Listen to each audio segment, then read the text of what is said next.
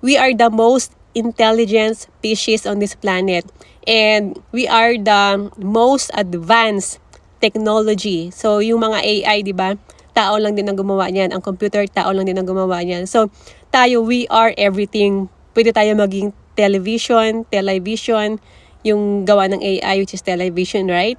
And tayo yung original na channelers, and we can connect directly to God's source energy.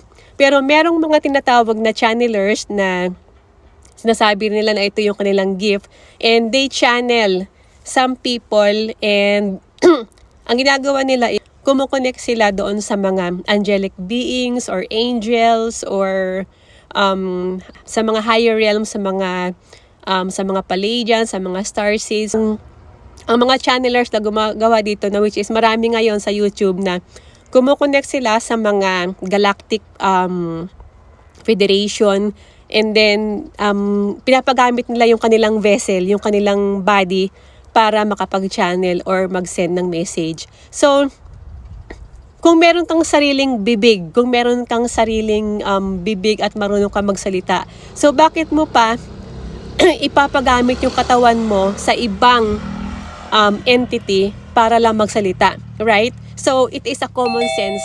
So, that is a part of Anunnaki